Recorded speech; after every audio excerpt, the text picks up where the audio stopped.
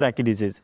तो जब आपका इम्यून सिस्टम अच्छा होगा तो आप इन तमाम बीमारियों से बच पाएँगे। तो आपने क्या करना है, इस सर्दी में ये 10 ज़िंक रिच फूड्स खाने हैं जिससे आपका जो इम्यून सिस्टम है वो अच्छा हो सके। डॉक्टर हज़रात हैं वो ये कहते हैं, उनका ये दावा है कि ज़िंक से भरपूर जो ग़िज़ाएँ हैं वो हमारे इम्यून सिस्टम को अच्छा करती हैं, हमारे इम्यून सिस्टम को बढ़ाती हैं, इनक्रीज़ करती हैं।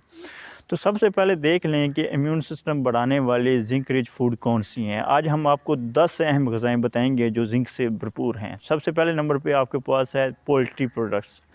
अब पोल्ट्री में कहा जाता है कि आपके पास जो मिस्री मुर्गे होते हैं या जिनको आप देसी मुर्गा कहते हैं, वो अगर आप खाते हैं, उसका सूप लेते हैं तो ये आपके पास ज़िंक का एक बेहतरीन सोर्स है, जो आपको ज़िंक प्रोवाइड करता है। और डेफ़िनिटली जब आप ज़िंक रिच फूड खाएँगे तो आपका इम्यून सिस्टम अच्छा होगा, आप इन बीमारियों से बच पाएँगे।